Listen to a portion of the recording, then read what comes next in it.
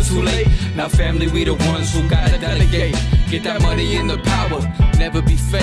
Stick to cosign for 3. What did he say? Create jobs, support our own. Educate the same and buy back your home. Got 3 degrees, triple 10. 3 PhDs, now we on the CNN. DBTV, let's talk about negligence. Ignorance is bliss, but we can turn it to intelligence. Believe none of what you hear, half of what you see. Let's break it down here on Dr. Boyce TV. Here we are. Hey, what's going on, guys? My name is Dr. Boyce Watkins. Welcome to drboycetv.com, the home for intelligent black people. So let me just make this real quick. I'm not going to really stay in this conversation for too long. I did a longer conversation about this morning on drboycetv.com if you want to go check it out.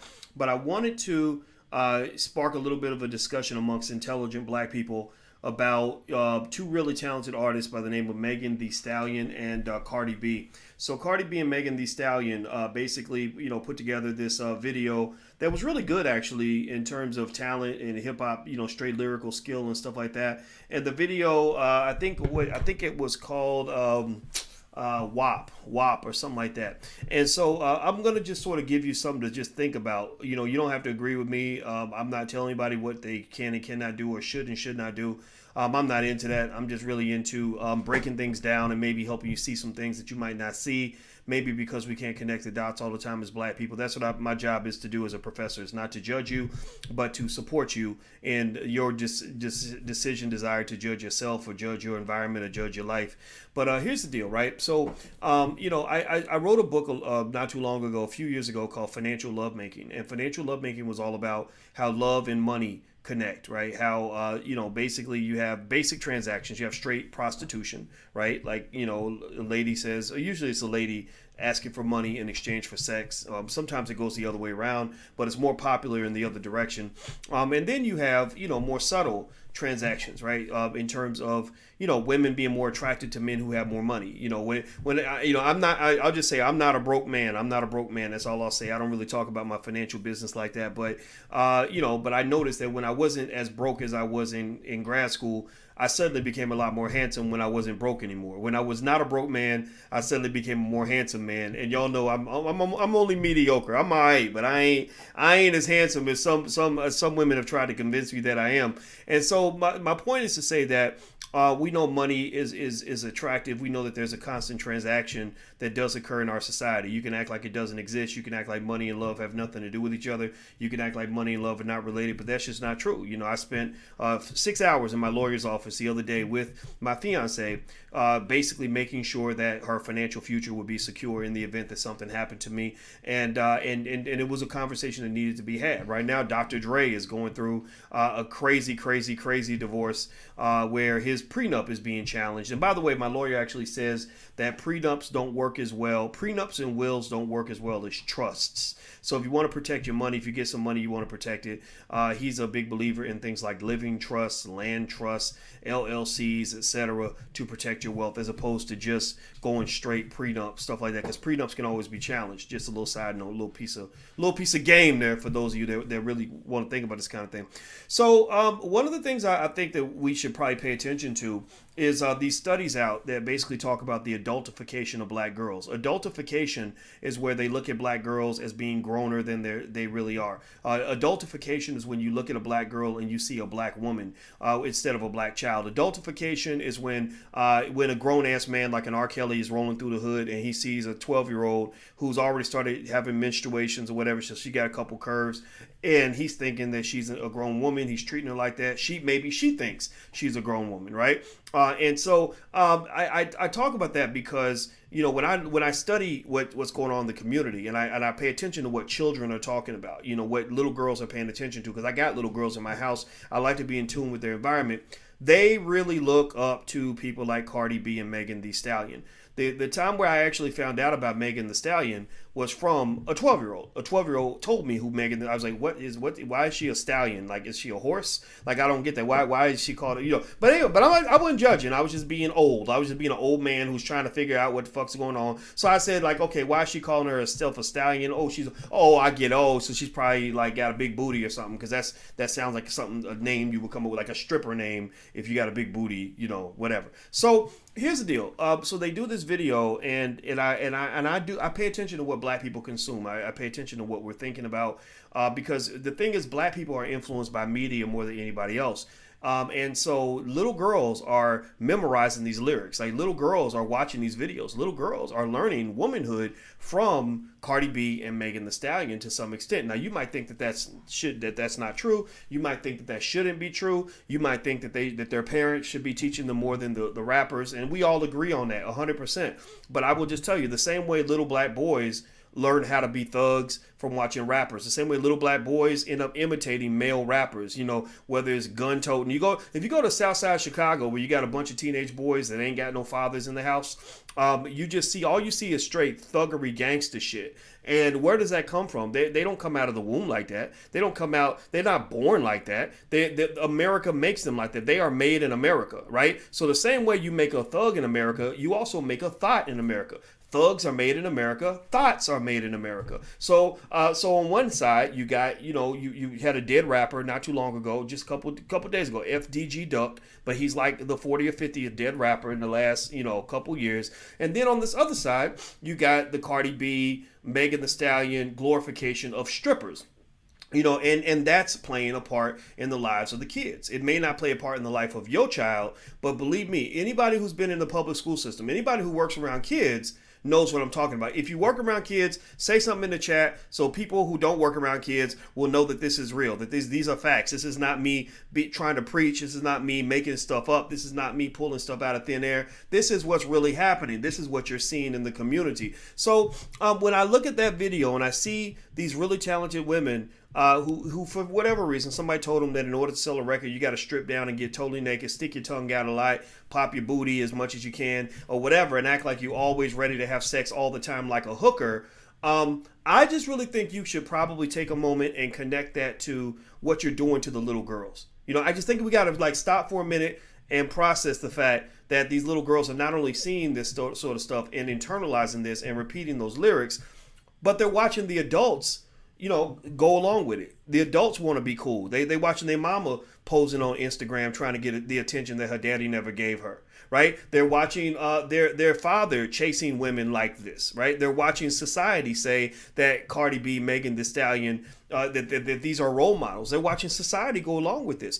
And the problem with this, to me, is it has real impacts on their lives. I don't know if you know this, but according to the National Institutes of Health, little black girls 15 to 20 years old have chlamydia at a rate that's 6 times higher than white girls. Did y'all know that? Give me a yes or no in the chat if you knew that. That little black girls have chlamydia at a rate that's 6 times higher than white girls. They also have gonorrhea at a rate that's 5 times higher than white girls.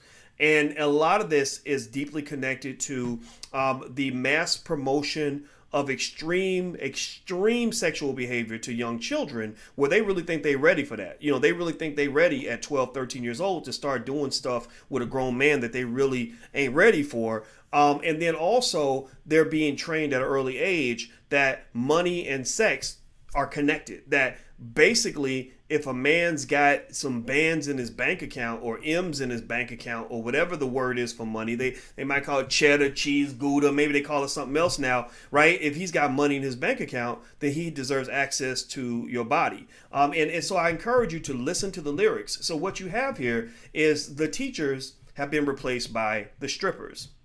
Seriously, your leaders have been replaced by the hoes and the thoughts and the thugs.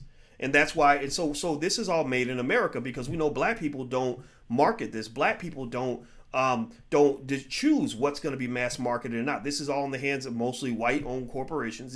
This is white supremacy 101, right? Just watch it right before your eyes.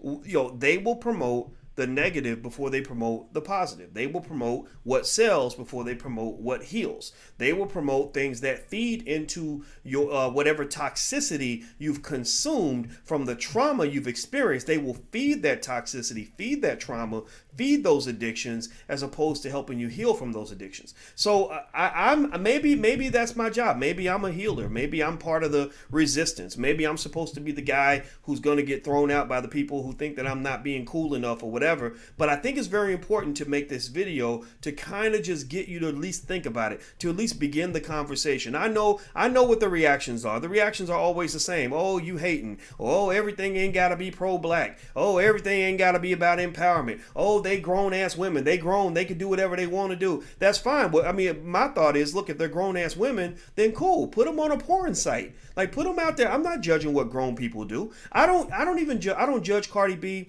for anything other than there's two things that lead me to judge Cardi B. One is that she's influencing little girls to want to be like her, even though she knows in her heart of hearts that whole stripper hooker life is not a happy life. You know, that there's millions of little black girls who are going to get raped, catch STDs, die, go get hooked on drugs because they're going to follow in the pathway of Cardi B. So I think that's the first thing that I would have a problem with Cardi B. Second thing I would have a problem with Cardi B is when she was talking about how she used to, out of her desperation, because again, people flip themselves into victims to justify their bullshit. They'll do horrible things to people and then claim to be a victim, and then we somehow act like it's not a big deal. But basically, she was doing a Bill Cosby. She confessed to this on Instagram, that she would drug men, get them naked, drug them, and rob them or have them raped, right? So she basically did pretty much what Bill Cosby is in prison for, but for some reason, because it's not cool enough to call it for what it is, y'all ain't talking about this. Ain't nobody dealing with this. Ain't nobody dealing with all the victims that she left in her path, because those victims are black males, and we know that society does not care about the victimization or the harm done to a black man. Nobody cares about that, right? So those are the two areas I would challenge Cardi B on. Everything else, that's her. Like, if she was happy being a hooker, I don't care. If you sold your vagina to men to pay the rent and they knew what it was and you knew what it was, then who am I to judge that? I'm not here to judge that. I'm not here to judge the fact that you were a stripper. I went to a strip club one time and I was really impressed. Strippers are very athletic. They work extremely hard for their money. And did anybody see the stripper that fell off the pole from 100 feet in the air and she hit the ground, busted her face wide open, and then still kept twerking? I said, damn, that is a dedicated employee. Like, she deserves the Employee of the Year award. Like, send her some money. Where's her GoFundMe account? I'm going to donate to her because she is really working hard to take care of her children. God bless her for that, right? So this is not anti-stripper. It's not even anti-hooker. It's not anti-rapper. It's not anti-thought. You can do whatever you want on a video. I just encourage us as a community to be careful. Be careful about what you put into your children, because all the chickens come home to roost. Everything that you do in front of the kids is going to eventually shape how they make choices later in life. Everything that you do in front of them is going to shape the kind of person they become in adulthood. So if you are a black person, I'm just end it like this. If you are a black person who is in any way somehow convinced that Cardi B is the model of black female success, then we can't really talk much anymore, because I don't know what to say to you. I think even Cardi B would agree with me that her life has not been a pleasant life. She just got lucky. She won the fucking lotto. If Cardi B was still broke on a stripper pole, she'd be hooked on drugs, robbing dudes for money, selling her body, and going through all the hell that comes with that. So I don't wish that on any little black girl anywhere. And I think the same way we did with the boys, where we would try to tell the boys, like we stopped the rappers, the male rappers. We told them, like, stop glorifying the dope boy life, stop glorifying the trap, stop glorifying dealing drugs. Like Tupac did that. Tupac was like, this ain't cool. Ain't nothing cool about going to prison. Anybody remember when Tupac was like, I'm in prison right now. You don't want to come here. You don't want to be a part of any of this, right? And then Tupac eventually lost his life at the age of 25, right? So I think the same way that Tupac did that for young black boys to warn them, like, this ain't the life you want to get into, or the same way even Ice Cube back in the day said, to be a dope man, boy, you must qualify. Don't get high off your own supply. So he was basically, that was the biggest anti-drug commercial that I ever saw. That was a hell of an endorsement. That affected a whole generation of young black men who said, okay, don't get high off your own supply. That's what Ice Cube said in the song Dope Man. So little things like that make a difference. It's much more influential than Nancy Reagan saying, just say no, right? So what I'm saying is, I hope that one day at some point, the Cardi B's and the Megan Thee Stallions, who have a whole lot more influence over little black girls than I ever will, but I got little black girls in my house. And I hope that for their sake, they can at least tell the truth about what happens behind all the so-called glamorous stuff. Like, I hope that they at least have enough decency to at some point stop and just kind of say, look, let me just tell you what it really is. You know, Cardi B loves to keep it real on her Instagram. I think keeping it real also means telling people about the pain that you've gone through so that they don't end up in the same situation that you're in now. Some people may think I don't like her song or I don't like her music. No, Cardi B is a great rapper. I listened to the song WAP. I am a huge fan of hip hop. That was an excellent song. But it's not excellent for a 12-year-old to be watching the imagery that was in that video. That's what I'm saying. I'm not saying that she's not talented. I'm not saying that the song wasn't great. I'm not saying that they are amazing artists. And I'm not saying they don't have freedom to do what they want to do. I'm saying that you got to decide as black people, how low will you go for a dollar bill? Like, do you really think like dollars are really worth every ounce of your soul? You know, because if you do that, then I don't think you can ever have true liberation, because money can actually enslave you as much as it can liberate you. So that's my 2 cents on the issue. I'm finishing up the discussion we had this morning. We talked about it earlier on drboycetv.com if you want to follow up on that. I'm about to bounce up out of here, but I just want to talk about that. Like, this whole teaching children about this connection between sex and money. Like, buy me Gucci and you can get my vagina. Man, to hell with that. Teach your daughters how to start a business. Teach your daughters how to get their own damn money so they ain't got to sell a piece of ass in order to get a couple nickels. Like, teach your daughters how to invest so that they don't have to go sit up under some raggedy ass man in order to pay the bills. Like, seriously, teach your daughters how to manage their wealth. Teach your daughters how to get their own money so they don't have to sell everything that they got, everything that God blessed them with. I mean, a black woman, I mean, really, so let's process this for a minute. The black woman's vagina is one of the most precious commodities, if you want to call it that, in the universe. It's one of the most precious things on the planet. Really, that's where we all come from. Everybody in this podcast, everybody watching this video came from the womb of a black woman. So to me, the fact that the black woman, who to me is nothing short of a goddess, because she's the only one that can truly create life. You need the fathers to fertilize, right? So fathers matter, but the mother really is the giver of life. So to me, when I think about the black woman that I had the opportunity to be with, when I think about her womb, her body, and I think about those beautiful children that came out of that body, I really see her as a goddess, because she can do things, she can create something that I could never create on my own, right? Seriously. And then what her body goes through, every woman's body goes through so much to give us life. So we really owe so much of a debt of gratitude to black women. So I think that that's probably part of what pisses me off so much, when people act like you can get access to a black woman's vagina for the same cost as a Burger King Whopper. Like, seriously, like, you buy her a 6-pack of liquor or some shit, you can get access to something that's far more precious than anything any of us has ever produced in our lives. So just value yourself, man, and teach that to your kids, you know, because I'm telling you, you go down the south side of Chicago, you got a lot of little black girls who don't see their worth. And they learned a lot of that from what they're seeing in the media. They're learning that if a man shows up and he offers to buy you a Gucci bag, then you're supposed to just give him whatever he wants. And I just don't think that's a good strategy for life. I just don't think that's going to lead her to happiness. That's not going to lead her to prosperity. It's certainly not going to lead her to empowerment.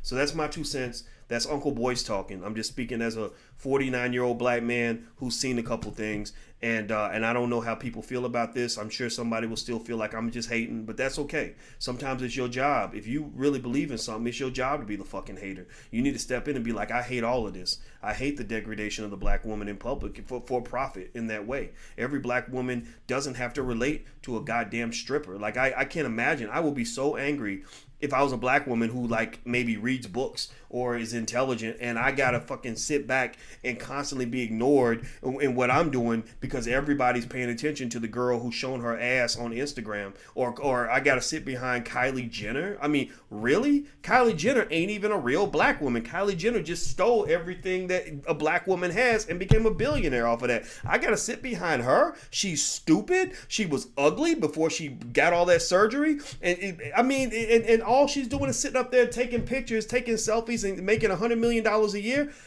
I personally, that pisses me off. I'm not even a woman, and that pisses me off. So I'm done talking. I'm not going to keep talking about it. I didn't mean to cuss so much. I apologize, but sometimes it just comes out of me. So black women, we respect you. I love you. And I want to apologize on behalf of people that haven't shown that same respect. You know, like, I want to apologize for that.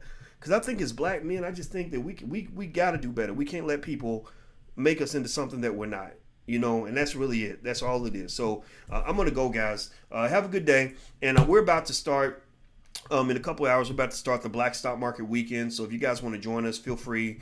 You can go to blackstockmarketweekend.com. We start tonight. Tonight's Friday. We start at 8 o'clock. So if you want to join us for the weekend, feel free. Go to blackstockmarketweekend.com. That's blackstockmarketweekend.com. So thank you guys for listening. Have a great day. And if Cardi B sees this video, just know it's no disrespect. I just want you to kind of work with me on some of this and figure out if there's a way you can still be yourself, but not lead these little girls down a dark path, you know, because Cardi knows that path is dark. Megan knows that path is dark. So why would you let a white man pay you to lead other black people down a path to darkness and self-destruction? It's not a good place to be. So take care, guys. Have a good day. I'll see you soon. Bye-bye. Peace.